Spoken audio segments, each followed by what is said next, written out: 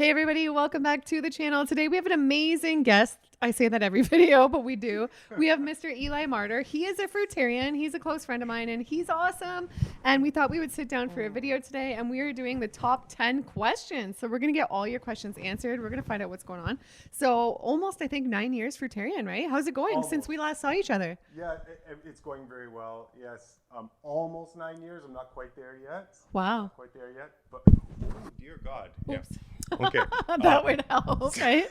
I forgot to tell you. But yeah, almost 9 years, almost at the decade Almost, point. yeah. Almost 9 years. Not quite. It's still 8 years, but almost 9. And in terms of me personally, yeah, everything's going well. Everything's going good? Yeah, No yeah, diet changes? You're not back on meat? Somebody was No. asking, one question was, will we see you eating meat again? No? I can almost guarantee you that will never happen. Right? You can almost, I mean, obviously there's potential out there drifting in the void, sure. But no, that's not happening. Yeah, if No. you ever do, get ready for them to clip that right there. Right. Yeah, exactly. Yeah, exactly. I know. I can't see you going back. And there's No. lots of spiritual benefits. You have spiritual benefits on this lifestyle too. At this point, all these considerations, spiritual benefits, health benefits, mental benefit, weighing all of these, there's just no way I could go back to eating dead, food. Right? It changes us as a person too, don't you feel like? What we consume, don't you feel like it kind of changes our thoughts and like us as a person? Do you feel like that or no? Yes. And maybe not always, but in some cases. No, you're right, of course. And the thing that you start to recognize when you do this for so long is the longer you do it, is the more sensitivity you attain and the more responsibility that's put on you to keep doing the right thing. Because if you skirt back, you'll feel the effects more strongly than someone who has no such training, no True. such conditioning, in the direction of health. Mm-hmm. So yeah, you're incentivized the longer you do it to keep doing the right thing. Otherwise, you feel the consequences of just the minor infractions much more profoundly. So yeah. To go back to meat would be like sending a nuke into my system, like a depth charge. What did you used to eat in a day? Was it a lot of meat? Like, take us through like a typical Eli day. No. Okay. So a typical Eli day back in the day when I was eating meat, okay, or at least when it was included in my diet, I was never a huge, I don't know if I want to say that, because meat was, I definitely included it many times a week. Okay. Let's just put it that way. But I had a lot of other vegetables as well and a lot of other starches as well. So a typical day. So in the morning, might have some either oatmeal and maybe some eggs. No. Either eggs and some toast, okay? Or oatmeal and that's it, right? Just with some other stuff in it. Maybe some blueberries or whatever. If it wasn't that, maybe I would have pancakes or waffles or something. Right? I was actually really good at making my own pancakes. Wow. Yeah, and I got good at making like a vegan version of pancakes, which were so tasty and horribly mucus forming and just not very healthy. That's the thing. It's too bad we can't enjoy all these things that have these great tastes and stuff, but not deal with the after effects. Right. That's why I don't eat them. Yeah. How it makes me feel, but they taste good. But they taste great. Yeah, of course. But drugs are great, but they don't really do your body good, right? Yeah. That's the testament of modern food. So, okay, getting back to your question. Yeah, that would be breakfast. So one of those options, okay, pancakes or waffles, or maybe some eggs and toast, or maybe some oatmeal, okay? And then lunch, breakfast, or lunch later on. I'm in school, so it's either go out for lunch, maybe grab like a chicken shawarma from Pita Pit or something, or maybe most of the time I'm bringing lunch to school, so a sandwich, conventional sandwich, whole wheat, bread, whatever, whole wheat sandwich, peanut butter, jam, some other stuff, maybe some fruit, maybe some other nonsense. And then dinner is a mix of maybe some chicken, broccoli, greens, and maybe a starch as well. So like scalloped potatoes, some chicken, and broccoli and cauliflower. Yeah, but I'm Right. sure the way you feel on this is a lot better, right? Oh, absolutely. Absolutely. Yeah, I couldn't figure out why I was always sick, Yeah. back in the day. And, now I know, right? Was there like one thing you read or something that was like, oh, wow, like I just read a book by Dr. Morse. I'm trying this tomorrow. Was it like something like that? I would say that, like one of the first books I read was Kevin Trudeau's Natural Cures book. Okay. So that book got me thinking in the direction of health. Yeah. But it wasn't until after that I made the more profound changes in my lifestyle. The book by Arnold Ehret was very influential, excuse me. So if I had to answer that question with one definite book, right, it's not exactly the case, because it's not that I made the change the day after I finished the book, but it was one of the books that was quite influential in helping me get off my butt and make the right change. And it was the right change. Yeah. Okay. Yeah. Well, this kind of brings me into the first question. I think it's a good one to start with. So Okay. why should people eat raw food and not cooked food? Oh my goodness. Why should people? A simple question, but Okay. a very good question for all, because the most of the world, what, 99.999% eats cooked food, right? We're Yeah. a very small minority. Yeah. Yeah. Okay. If I wanted to give like the encapsulated answer for that question without getting into all sorts of biochemistry, because you could, and it would take you an hour, right, to go through, because that's a lecture right there. True. That question is a lecture. It's very easy to ask these questions just generally. Hey, what is the difference between raw food and cooked food? I'm like, well, goddamn. All right. How long do you have? Okay. The reason you would want to eat a raw food diet and not a cooked food diet is because nature didn't intend for you to eat a cooked food diet. Period. End of story. Okay. When you do what your physiology, which is another way of saying nature, God, creation, whatever name you want to affix to it, anytime you do something in antithesis to the purpose, right, to the design, you will reap consequences. Okay? That's really all I need to say about that. Okay? Now I'll add something to this. If nature intended you to eat cooked food, it would have provided you with biological equipment to do some sort of cooking process with your own physiology. If you guys have ever seen Reign of Fire, it's this old movie about dragons, okay? And these dragons, what they do is they eat ash. So they have to scorch the earth and scorch everybody and turn everything into ash, and then they eat it, okay? All right. That is a fantastic example of what nature would gift you with if you were actually naturally inclined to eat cooked food. Like, you should be able to eat an apple, and then this chemical thing just like aliens from the Alien movie, you cut them and their blood starts burning. You would have some sort of equipment like that if it were natural for your species to eat cooked food. You don't have any of these faculties, and therefore the prerogative is for you to eat only what you are sensitive to with your God-given equipment. And that is the end of questioning. That's the problem, is because today we have learned not to trust. There must be some error with how we're programmed. It's too simple. It can't be right. We need complexity. No, you do not need complexity. You need to shut your mouth and just obey. Okay? That is very difficult for people to accept, but it is no less true.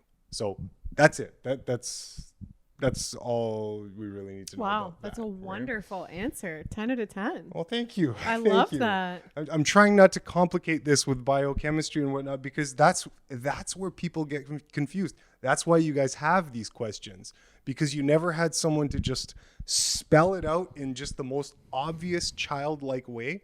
And you know, you'll hear a lecture on the biochemistry between cooked and raw food. By the end, you're like, oh, why do I need cooked food or raw food again? Because it's just like, but you need like real grounding concepts that your mind can immediately apprehend as, oh, yeah, of course. Yeah. Right? Okay. Yeah. And okay, the next question. So what would you say to those who say that the fruitarian diet is imbalanced, high in sugar, and will lead to problems? So I just interviewed somebody, and she's raw vegan, but she eats opposite to you. Okay. And she's high protein, high fat, very little fruit. She said she notices when she eats a lot of fruit, it makes her age more. Okay. Do you think that this is a thing? And this is a big thing. A lot of people say that fruit will age you. It's a big thing out there, but you look like you're not aging. Like, I've known you for a few years now. I was just thinking, when I look at your skin, like it looks really good. So what are your thoughts on any of that? Because you do hear people say too, like, it's imbalanced, high in sugar, the sugar will age us, or like any of that. Any thoughts there? Okay. Imbalanced, high in sugar. I'll use the example of a giraffe again. Okay. A giraffe's diet might be imbalanced in fiber. Let's just say, imagine another giraffe. I've used this type of analogy on your it's a good in your analogy. interviews before. It's a good but analogy. I'll use it again in just a different way. Okay. The challenge is fruit is high in sugar, imbalanced in sugar. Okay.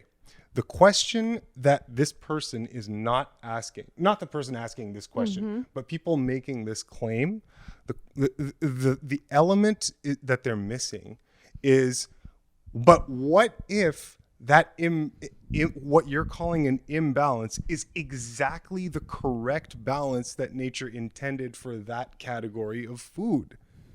It's just a perspective shift, right? We're taught to ask the wrong questions because of this kind of scientific reductionist myopic view where we introspect tiny little elements and then come to conclusions about a grand reality because of what we think we see in a microscope with these little elements crashing around in a tube. That's not life. That's not health.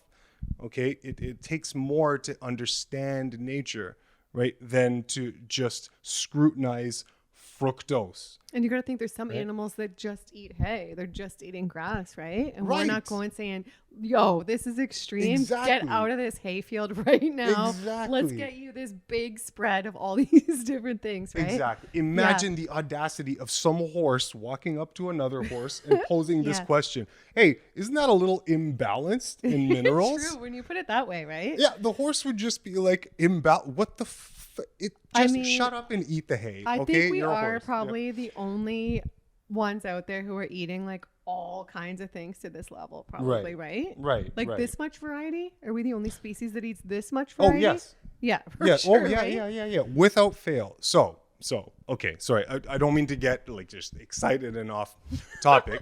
To answer the question definitively, okay, isn't the fruitarian diet, and that term fruitarian, this is already misleading because as much as that term does tend to define and characterize what a fruitarian is, it's a little misleading because there's no actual scientific term fruitarian, right?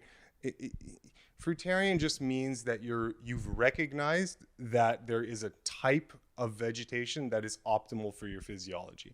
It does not mean that that is what you must stick to 24/7 with 100%, a dedication. It doesn't mean that. You can be very, very, very open with your diet and just carefree and just enjoying the variety and no stress, no rigid. Okay, so to answer that question, then it's not that it is imbalanced. It's just that concentration or that distribution of nutrients in that category of food is exactly perfect and exactly balanced for the types of species that are optimized to eat that particular food. That is the answer to that question. It is not imbalanced. That's just what people who don't understand what nature is doing, that's what they ask when they don't have that understanding. And I would say, like, fruit is the easiest thing for our bodies to digest. So how can it be wrong for us in any way? Like, it makes you feel so good, energizes you, like food is supposed to do, and it digests so quickly, right? So that's, to me, that's like click, ding, ding. That's a correct food, right? And, and now on the other side, now you had mentioned that there's someone else that eats raw vegan, but the opposite, right? High fat, high protein. Yeah. Okay. The thing is, when you take an enumeration of all the things that you could eat that are whole food and raw, okay, as found in nature, that are super high fat, it's this measly, paltry short list. Like, I gotta imagine, what are you possibly eating on a ketogenic, right? Or a keto Atkins or whatever, high fat, high protein diet.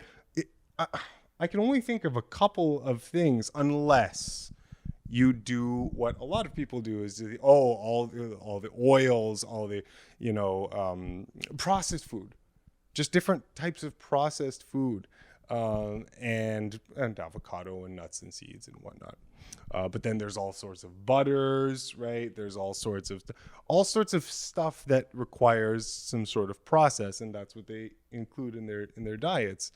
But when you go on the other side and you stick to what just grows effortlessly on a tree, and that you can eat effortlessly in this beautiful harmonic relationship, the varieties are just infinite, right? There's so many varieties. But if I had to say, no, I can only eat stuff that is high fat and very low carbohydrate, holy, that's problems. So I got to be like, what do I do? You'd be feeling different if you were eating like that, right? Like, you notice a difference, right? When your fats are higher, your overt fats, versus if they're lower. Absolutely. It's the one thing over the years that I'll say this. Every single time something goes wrong, okay, like not feeling well, or a joint hurts way more than it should, or like whatever it is, anytime something goes wrong, stomach irritation or whatever, anytime that happens, with 100% consistency, it's because I experimented with, or was super liberal, or just tried to try some sort of high fatty meal, or some sort of high fat meal with a combination of other stuff. Interesting. And like, I believe vegetables. It. Do you think it's because they say that fats and proteins are the hardest thing for the body to digest? Is that true? Do you know? Like, that's what I've heard. And do you think it's because the fats are so hard to digest, so the body's working so hard to digest those fats, and then can't sort of have the energy reserves and time to like fix those other things that are popping up then, because it's like digesting maybe the heavy fats that you've ingested? Yeah. Is that why? So protein is by far the most difficult thing to digest, right? It's why, because you've heard plant-based lecturers talk about how carbohydrate-rich food, so starches and whatnot, these are the most satiating foods you can eat, right? Potatoes, bananas, these kind of things are most satiating things you can eat because they've got fiber and water, right? This is true. This is very satiating, so they're completely correct. However, protein, right? Protein-rich food. So protein and protein-rich food is very satiating, possibly more satiating, because it is so difficult to digest, because it presents so many problems for your human, non-carnivorous, non-omnivorous body to deal with protein, right? Whether from plants or animals. Although animal protein presents much more of a problem, okay? I'm not saying plant protein's bad. Don't come to that conclusion, all right? So, protein is very difficult to break down, and it will satiate you more, which is why someone can eat let's just say your meal is just this steak, just steak, nothing else, just beef, nothing else, a whole bunch of eggs, nothing else. It might feel more satiating. You hear people in the carnivore crowd say, "Oh yeah, this diet is so much more efficient because I can eat just a little bit and I'll be fine all day." All day, you hear them say that. Yeah. You hear them say that, right? They're not lying, but it's the interpretation you have to give to that gives you understanding. The reason you are so comfortable with just that minuscule amount of food for the day is because it is so unbelievably difficult for your body to deal with that as a non-carnivorous species that it hangs around in the stomach, hangs around. Your body's laboring. Oh my God, how do we chip away at this? It's not dissolving. More fluid, more, bathe it with acid. It's not going away. Okay, more. It's hard. So it hangs around in the stomach. So what does your intelligent body do? What would you think it does when something's hanging around in the stomach and it's not going anywhere?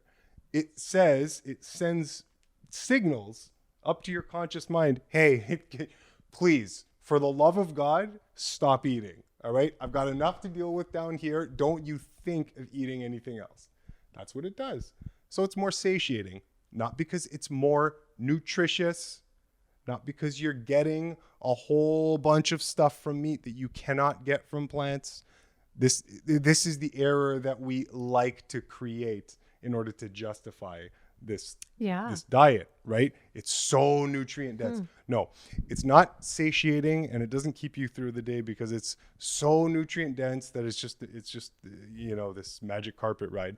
No, it's because it's so difficult that it spends forever in your system to get through, and so your body responds to that by saying, please stop eating. I've got enough to deal with. That's it. I never thought about it that way. Yeah.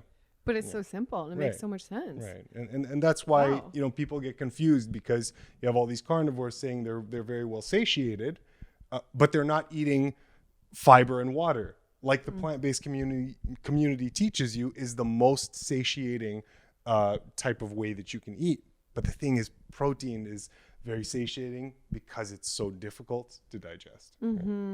Okay. Nice answer. And okay, we kind of touched on this, but do you feel more spiritual as a person as a result of eating a fruit diet? And is there a single thing in your life that you can say you created or have done because of this diet change? Example, any extra heightened creativity. I heard Steve Jobs would say he would go on monofast and tap more into creative wise, and that helped him accomplish all he accomplished. Yeah, that's a good question. And yeah, I have to respond with a yes. Because when I think I've answered this previously in just different ways. When you make some fundamental change to one aspect of your being, you can't help but have those effects ripple to other aspects of your being as well. So, I know I've mentioned this before, but if you improve your physical body, your emotional functioning will improve, your mental functioning will improve. And it works in the opposite direction too. You make a change in your mental functioning, your emotional functioning improves, your physical body improves, right? So it works in any way you put it, okay? So in terms of spirituality, yes, when you remove from your body stimulants, things that excite the metabolism. See, because right now my diet doesn't include anything that unnaturally excites or ramps up the machinery of my body. Okay, unnaturally ramps up the metabolic functioning of my body. Right, there's a natural way to do that, which is just food. Okay, natural food. Fruits, vegetables, nuts, but you're and not seeds, doing things like coffee or correct. Even meat could be somewhat stimulating, or no? Absolutely. Yeah. And there's, lots of things out there. Absolutely. Yeah. Yes. These things are stimulants, right? They're natural products, but they're stimulants. Not everything that's natural is good or meant for us. This is another little, I'm digressing just a sec, but this is another little problem that we have in society.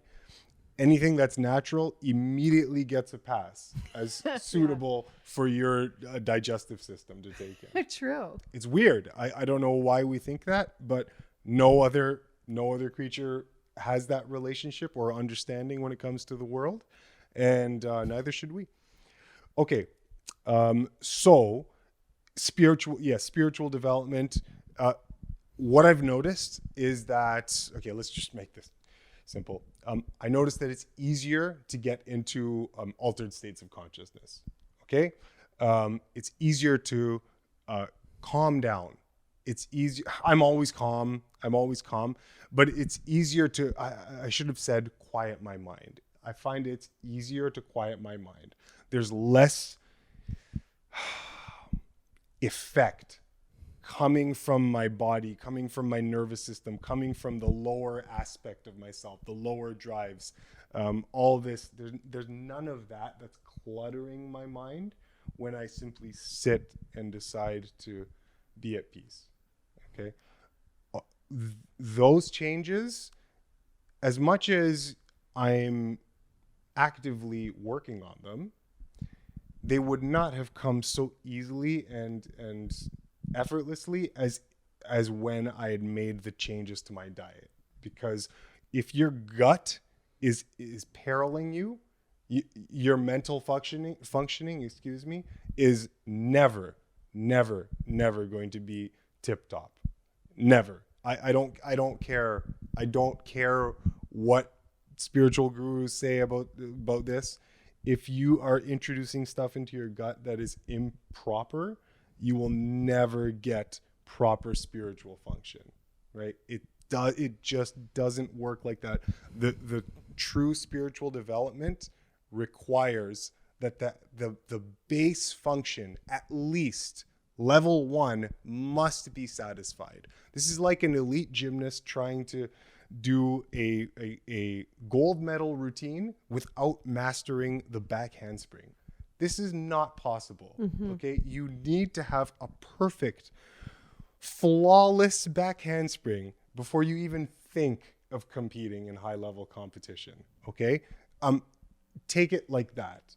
If spiritual development is development beyond merely the physical, so if you even want a shot at getting to the depths of spiritual development and what it means to live in the higher harmonics of the body, right? The other harmonic expressions of the body. If you even want a shot at this, to think that you're going to do it with a crappy foundation is a pipe dream, right?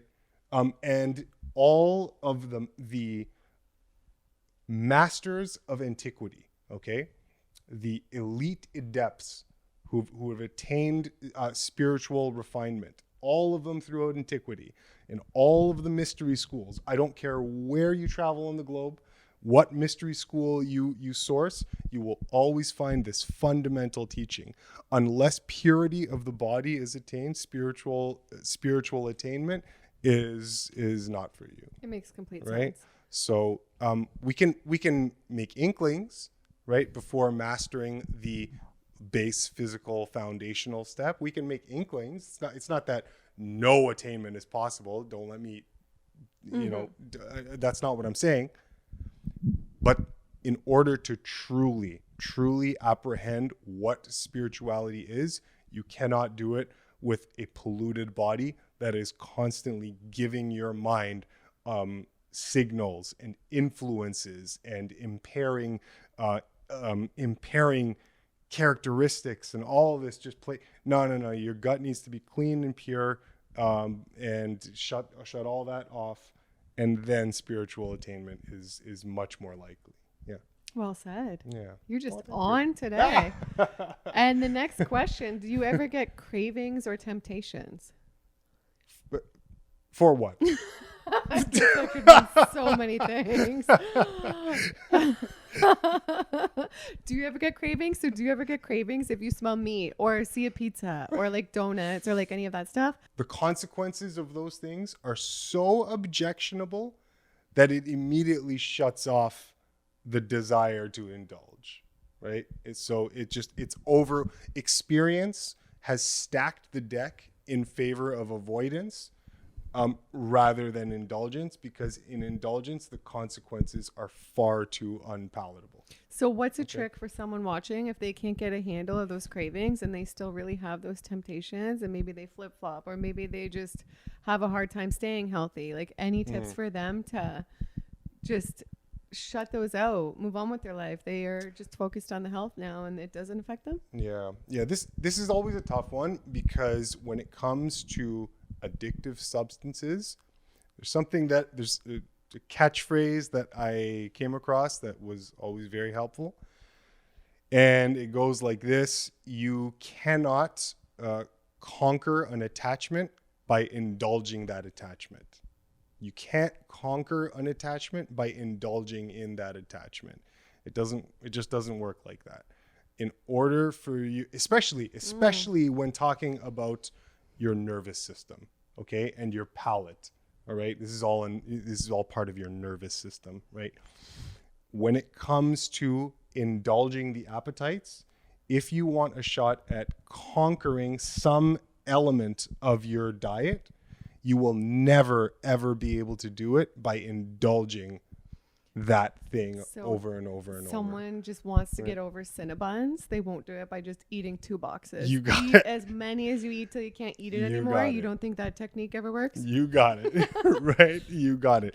It will never happen. It will never happen. Why will it never happen? Because you constantly reinforce the very precise nervous pathway and nervous configuration of neurons that connect that thing to your mind, to your brain, to your gut. Okay.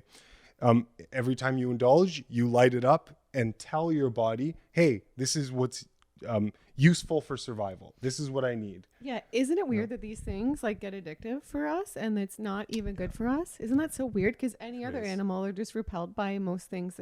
Most animals, I guess not all, right? Because you see raccoons in the trash eating whatever, but most animals will just know not to eat. Well, that's a good point that you bring up. All animals can be physiology can be hijacked.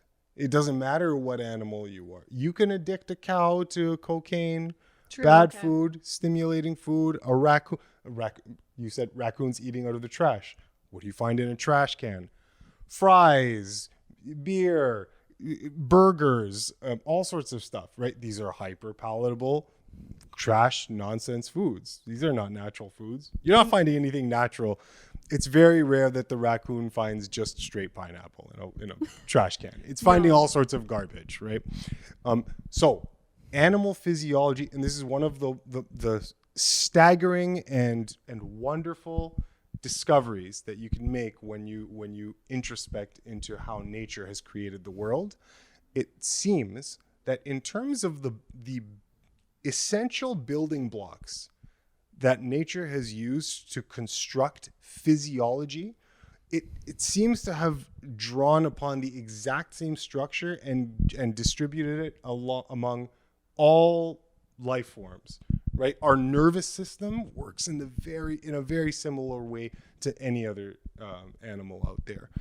In terms of mammals, this type of addictive capacity, oh my gosh, we all share it. You can addict any animal to hyper palatable foods, because that's just what hijacking the system means, right? So no, we're not very different at all from other animals in this regard. Our systems have been hijacked. Oh, it's definitely. I just hope it changes on this planet one day, because it still feels like the most of the world is eating things that do not benefit or belong in the body. You got it. It's crazy. Now, to answer your question, sorry, now I had to digress there for a sec, but to answer your question, so how do you rectify that? Okay, the Cinnabons. So you're never gonna kick the habit of Cinnabons if you continue to indulge in Cinnabons. So the best thing to do is to find some sort of thing that emulates this is one thing you could do. I'm not saying this is the only thing you can do. This is certainly not what I did. I didn't find things that matched the thing that I was trying to give up so closely. I didn't do that route. I understood what I was supposed to do, and I said, damn it, Eli, right? Do it. and then just did it, right? However, that's not the only way. What you could do is, if you're one who's like hopelessly enslaved to the Cinnabon, is you can find something that's similar-ish, but that doesn't include, on my channel, I like to call it landmine foods or foods with drug-like effects. You would find some replacement that doesn't have foods that have a drug-like effect in your system. You know what? I think Fully Raw Christina makes really good looking raw vegan Cinnabon. Yeah, she so does. That's something like that. So that's a good idea to think of things that you can replace it with. Like if you're a crazy chocolate person, maybe replace it with carob, or like, you know, try and distract yourself, you know? That's it. Yeah. Right? Something. Make some sort of change that isn't a Cinnabon, but in the direction of removal of some element that is a drug-like food that's added to the Cinnabon to hijack your system. So you want to remove as many of those as possible and get accustomed to that. If you can live in the absence of the actual Cinnabon, then the specific neural pathway that lights up every time you eat a Cinnabon, it will start to get weaker and weaker and weaker and weaker. So that's the only way to do it. That's the only way to resensitize a nervous pathway. Yeah, and the thing is, like, if you're eating that Cinnabon, you're feeding that gut bacteria that likes that Cinnabon. So you're going to keep craving that Cinnabon. Exactly. If you start eating something else, you'll stop craving that Cinnabon because it's not feeding that gut bacteria anymore, right? Exactly. That's the thing. That's why people have to really hang in there with the cravings. Yeah. You know, they try this lifestyle, they try to get healthy, and they're just like, oh, I can't. Like, I can't. Like, I'm not living without those foods. But it just takes time, and then you do stop craving those foods. You don't feel that way forever. That's right. You know? It's just a temporary thing, and it's worth getting to the other side because who knows how much your life can change as a result of getting healthy. Hey, don't try to outsmart your body. Your body is your 100% undying slave, okay? It will do I don't know if I want to put it exactly like that. It's not quite like that. However, your body will do exactly what you tell it to do. It will do exactly what, if you tell it Cinnabon is food, it will say, God damn it, that's food. I don't care how much this hurts us. Bring it on. And it'll keep doing it, or it'll keep reinforcing that. It's up to the host. It's up to the commander of the vessel to say, okay, crew, we're going in a different direction now. And then it will respond. And I think so many people still don't know how it feels to feel good. Yeah. Like they haven't tapped into that. Yeah. So then why would you have the motivation? Right. If you're just like, I'm just going to feel the same, but live without my vices. Why? Right. Yeah. I think that's where a lot of people stand maybe. Yeah. And somebody said, what is the single greatest thing you have learned about health in all of these years? This is something that I want to do a lecture on, like a full lecture to do it justice, because in me saying it's not going to be apprehended in the deep way that takes time to apprehend. But the greatest thing that I've learned in and reread the question one more time. In health, like in diet, was she what is specific? The single greatest thing you have learned about health in all of these years? About health. Yeah. Okay. Health. Okay. The greatest. Or if you have something else too that pops out. No. In life as like a life lesson too. Yeah, of course, and health does apply to life, but no, this person's asking about health specifically. So, in terms of health, the greatest thing that I've learned about health is health has been taken care of for you without your needing to think about a damn thing. That's one thing that I've learned, and that it's taken time and repetition to really drive home that your body has taken care of health, nature has taken care of health, and it doesn't require you to know anything else besides your body. Just know your body, right? Be mindful of it, and it will lead you in the right direction. People get that wrong because they say, oh, well, my body says I want pizza, okay. But this is what happens when you're on drugs and when your body's hijacked.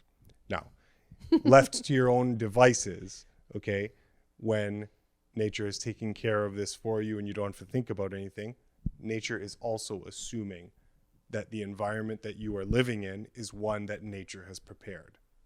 That's the assumption nature is making, right? But because we don't live in that environment anymore, this thing that I've learned starts to be misunderstood. Okay? So that's one thing I've learned. And the other thing I've learned is that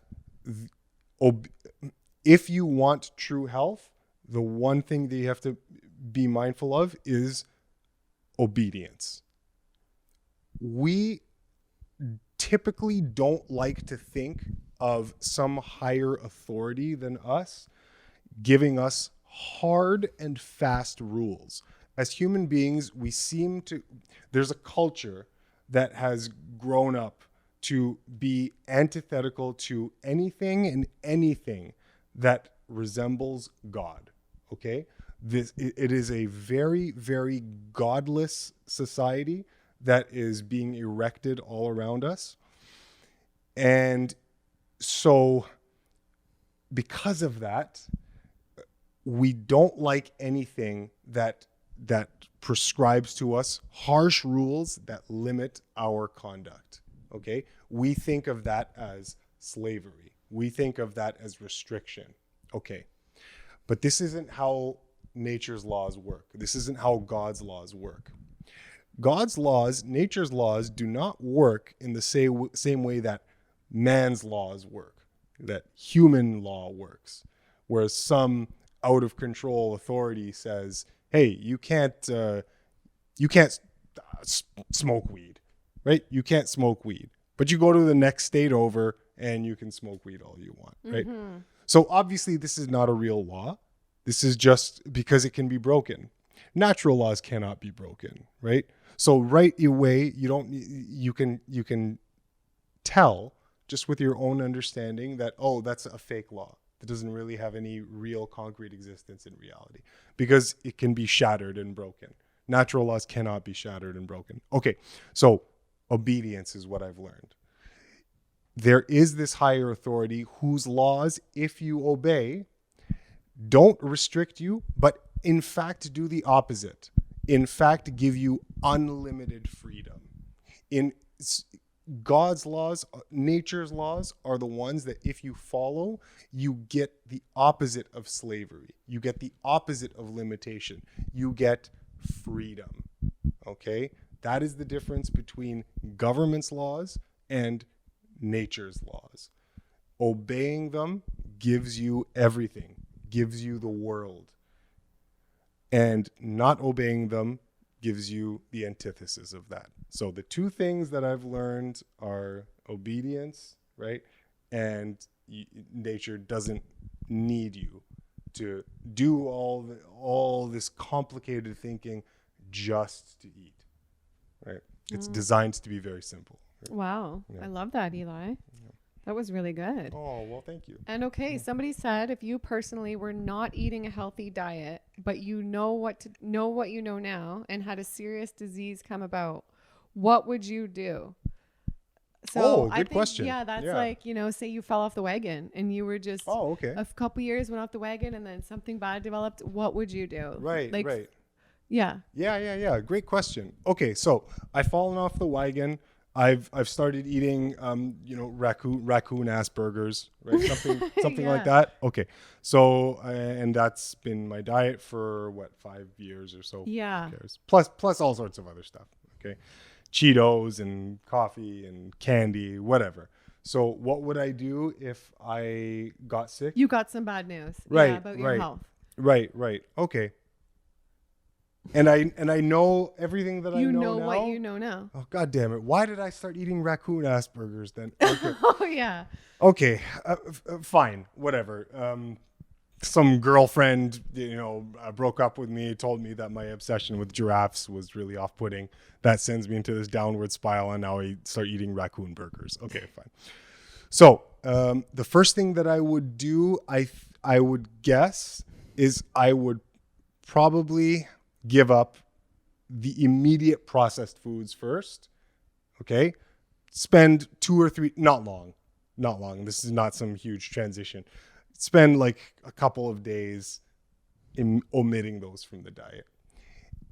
I would know absolutely that fasting is one of the most direct ways to access health. I would know that already. So within a month, maybe preceded by a return to some of the elements of diet that I do now, okay, then I would at some point have to come to terms with the fact that I require a fast of at least 5 days to a week, and then rinse and repeat. So to answer the question, I go off my diet, I lose the plot. What I do is the first thing I start with is I eliminate the most flagrant offenses and spend a couple of days living without those offenses. The next several days, maybe to the end of the month, maybe I make some more tweaks and refinements.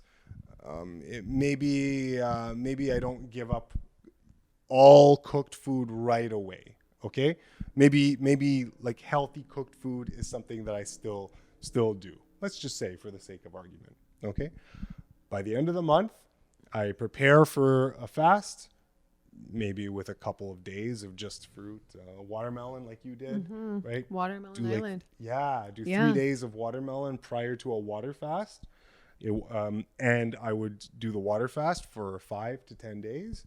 And then I would rinse and repeat. So on the other side of the water fast, then what I would do is, okay, I've just come off this water fast. I would break it cleanly. Okay, I would do fruit only for a couple days, 2, 3 days or so. And then after that, if I felt like it, then I would introduce, vegetables. And then if I was addicted to cooked foods, then I might introduce healthy cooked foods again. Okay, but I would tweak some element of the diet on the other side of the fast. I would tweak some element that removes at least one insuitable element or some harmful element, and then live comfortably with that exclusion for the next subsequent several weeks or a month or 2 months. And then I would rinse and repeat. Wow. So I would just use a fast, and every time I do that 5-day fast, then or shorter, maybe it's shorter, maybe 3 days or whatnot. But every time I do that, every time I return to it, I would clean up the diet in some way until at some point down the road, at the end of the year, I realize, holy crap, I'm back to where I started. Your problem's gone and you're doing good. Yeah, good answer. Okay. Yeah. I think I would do a juice fast, like 90 days. 75% green juices, that's an and option then too. But I think like we all would have to find what works for us, like what resonates with us most. Some people like to do the Dr. Morse way or the juice fast way or that way or this way or that way. Like I think it's just all about what might be good for you. If that were to happen, Yeah. And you know what, you just reminded me that was a really good thing that you just mentioned. I assumed in that question that I had fallen off the wagon like hard. Yeah, we're talking like 20 years, the next 20 years I've fallen off the wagon. Yeah, that's the type of falling off the wagon. So it depends on how long it's been. You know what, too, there's this guy, I totally agree. There's this guy I'm interviewing in Texas in the future, and he was on Chris Beat Cancer's channel, I guess, and he had stage 4 colon cancer. And then he did a 90-day juice fast, and I got rid of it. And isn't that just like just insane? Like that. Yeah, so I'm excited to sit down with him and hear his story. Oh, amazing! Because I just think, wow, those stories are just like miraculous, amazing. Yeah, and they're so useful for people to hear. So I'm glad that you're doing that, and people are going to get a lot out of it. And because look at the world we're living in. What's going to be happening in 10 years? I see the way these kids are eating. I have 2 kids in school. I see these kids showing up to middle school eating big bags of chips for breakfast, literally every single day, tons of them. So I'm just like, what is going to happen when these kids are like 27, 37, 47? Like, I don't even know. Average, what is it? The average 9-year-old modern society already has heart disease. It's the precursor. Nothing that's gonna sound any alarm bells, but it's there. And we know this from autopsies on young kids that have died in the past, right? In the 20th century. Yeah, you do these autopsies and you realize, oh my gosh, kids, just normal kids, they have heart disease. That just blows my mind, but it's so crazy, there, right? It's starting, right? So the precursors are set in childhood, and then we wonder in adulthood, oh, well, these things just happen because I turned such and such age. No, they started in childhood when you were making all these mistakes, and it wasn't your fault. All these things aren't enough to like shake up the planet, and wake people up. Yeah. I mean, people are getting woken up about it. I mean, not everybody, but I know. I mean, we've got a long way to go. Mm-hmm. And somebody was asking, what type of water do you drink? This is a good question because I'm getting ready to move and I want to get the best water. And there's all these different options. I get all these people reach out to me, say, this is the best water. This is the best water. Kangen's the best. Distilled, spring. Like, I'm confused. Yeah. Do you have any research on this or any thoughts on what's your favorite? What is the best water? Because the more health conscious I get, the more I realize it's really important the water we drink. We put so much of it in us, right? It's affecting every cell, right? And we don't really want to be drinking water that's from plastic and what's the best? Yeah. So you have a couple different options to you, right? A couple are harder to come by and are good. Are wonderful if you can get them. And so you have natural, if you can find it, natural spring water is great. Unfortunately though, I am hesitant with natural spring water for a couple of reasons, but the prime reason is because it's part of the water table, and the water table is polluted regardless of where you go on Earth. It just seems that everything has some sort of contamination. It's very, very, very, very difficult to avoid this contamination with where you get your water. So I would much rather err on the side of complete purification of natural water systems, just because I don't want the off chance, or maybe not an off chance, that maybe a likely chance, that I pick up some sort of ridiculous contaminant in the water. This could possibly happen with the springs, I guess, maybe, yeah? Of course it could. I never thought about that. Of course it could. Yeah, of course it could. So reverse osmosis water and pure distilled water are the two types of filtration units I have in my house, and those are the ones I use. Okay. If I'm drinking water, I'm drinking mostly distilled water, and then the reverse osmosis water, I can still use it and drink it if I want, but I mostly use it if I'm making a tea for someone, or just I want to rinse or wash my fruits, all that stuff, right? I'll use the reverse osmosis water, which is coming out of my sink, and then I have a tabletop kind of bigger, heavy duty distiller for drinking water. There's a whole discussion. There's a whole rabbit hole we can go back.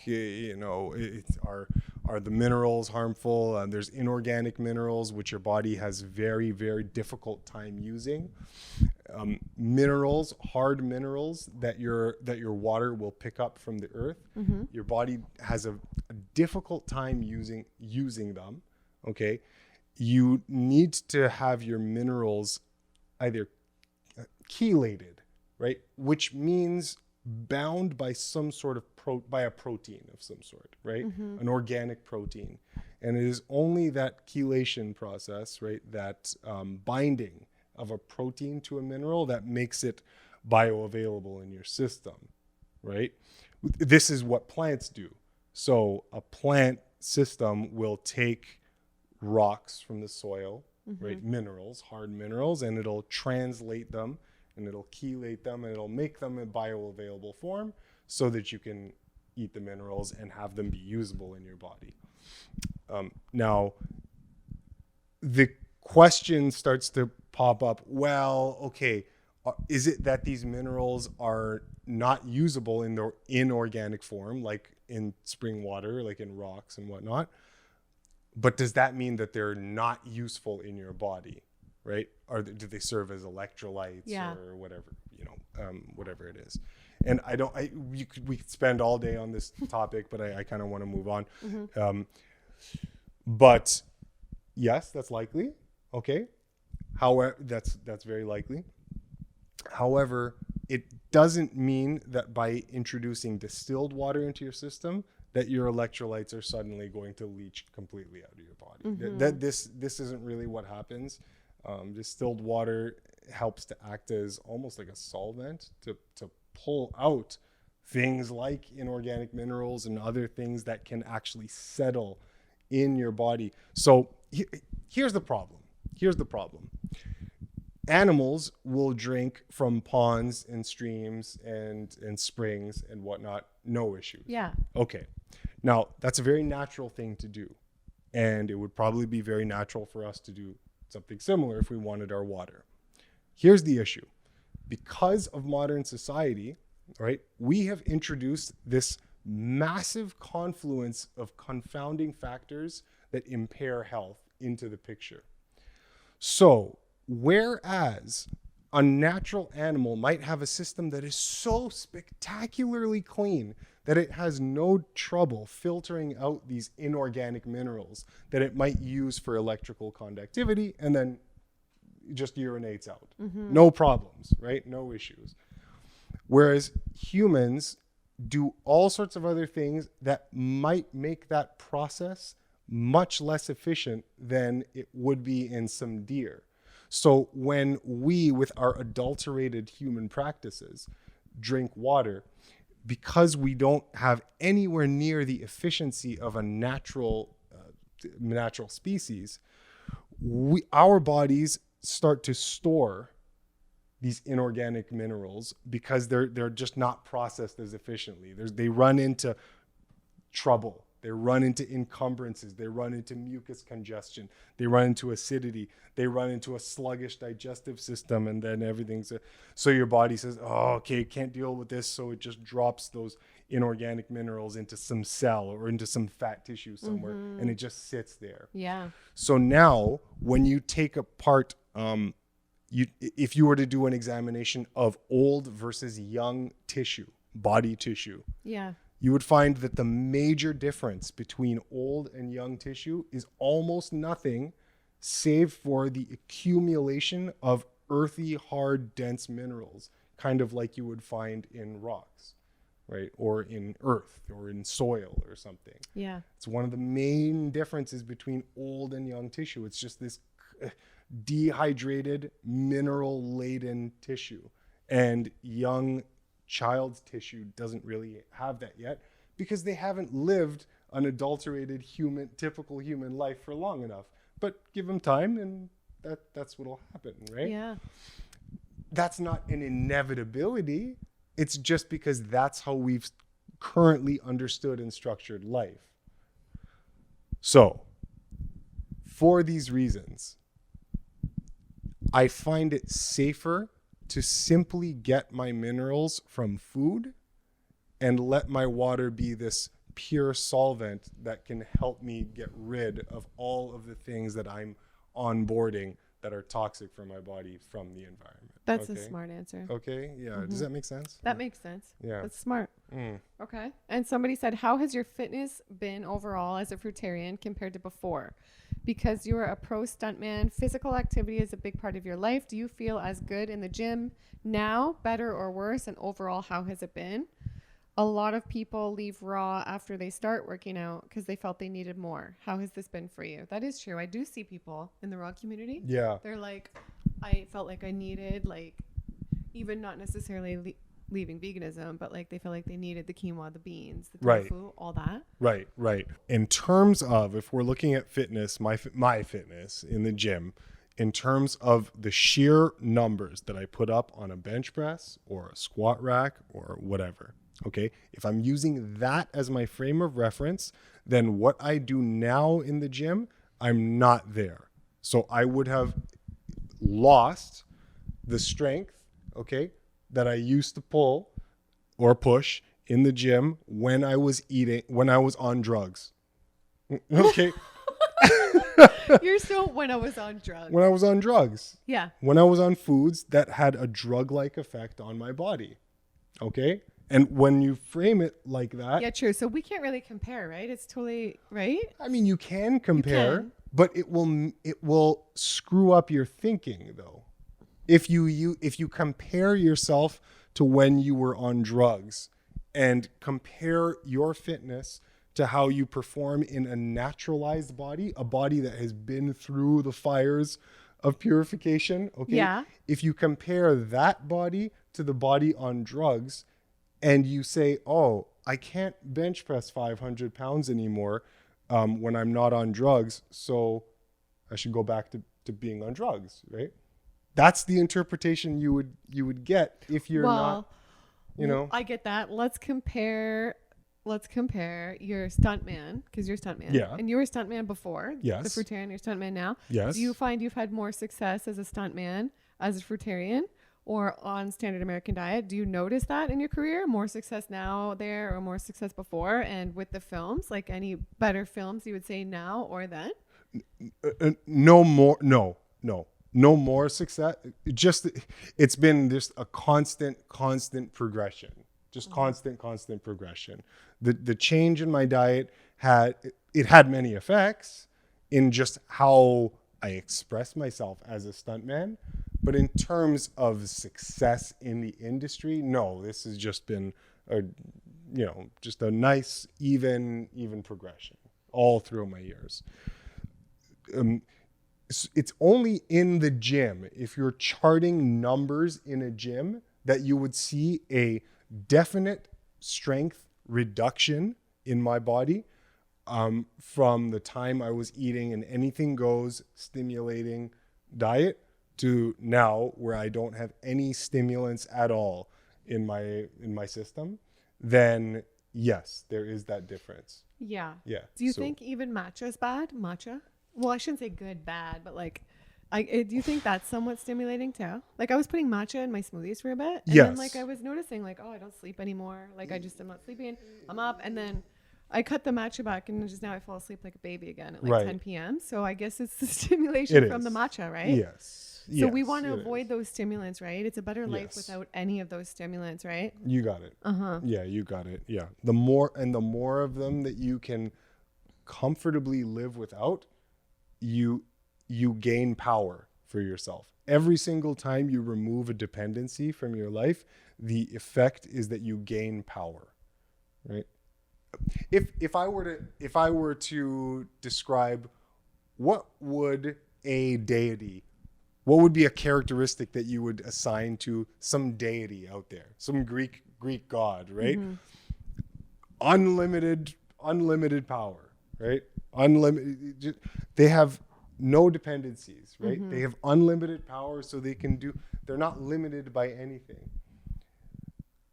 So I'm using that as a way to kind of wrap your head around how freeing yourself from any dependencies in diet or life in general, any dependencies, you gain a freedom.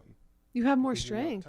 It's kind of like that thing owns you then. If it's addictive and it's a roller coaster of thing, like it's just owning you. You don't even realize many times you're basing your life around it. Yeah. You know, the things you do, the people you hang out, like it's controlling you. Exactly. So what sense do you reach a point where you take your control back and then you get your freedom like you're talking about? Right. Like if you have unlimited power, do you need anything?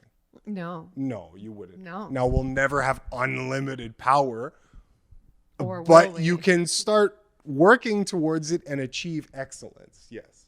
Right.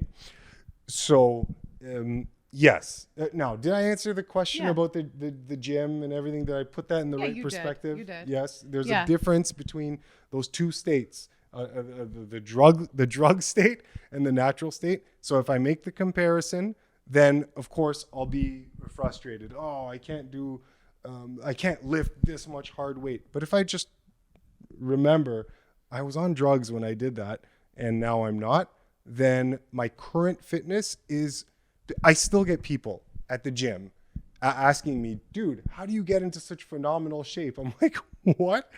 I'm this like slim,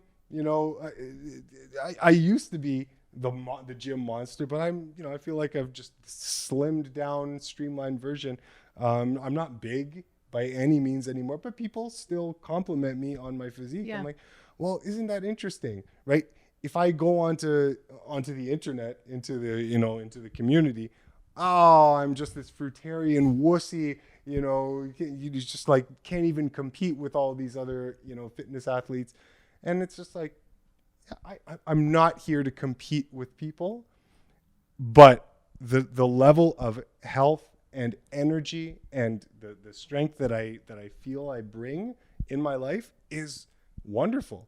And I wouldn't give that up, especially when it comes with the health and the absence from disease, right? That for me takes the cake, and I wouldn't want to introduce back into my life all of the skin issues and the congestion and the random flus and the random colds. No thanks, right? Me too. You just No. reminded me I had sinusitis before, Yeah. back acne, Yeah. all this crap, Sure. and some of these things they say, I'll never go away, these autoimmune or this and that. It's like, yeah, no thanks. Why would you want to feel like that No, again, right? no. But you could bench press 300 pounds though if you introduced all that, right? Well, maybe then. No joking. Yeah. Well, this has been great. It's been like a TED Talk. You're really on. Like, you're really on fire. Is there any other words you feel like you need to get out, you want to share with my audience right now? Anything else you're called to share? And let the people know where they can find you. And yeah, this has been great. And I'll link all your stuff below. Everybody go follow Eli too. He's great. Thank you so much. And you look so healthy. You're glowing. Oh, thank you. Yeah. Thank you so much. Guys, thank you for listening. I really appreciate the time to chat about these things. We've already talked about some really important stuff. I gave you those 2 main key things that I've learned. I think that would have been a good way to end this. But if I had to find some other way to end this, I would say love is the currency that gains you things from life. Give love, and love gives you back, right? Love is a currency, right? Money is a currency too. Love is a higher spiritual currency. If you learn to give that, you will also receive. Nature will reward you for that. Right? I love that. That's it. That was so nice. What a talk today. So many aha moments I've had over here.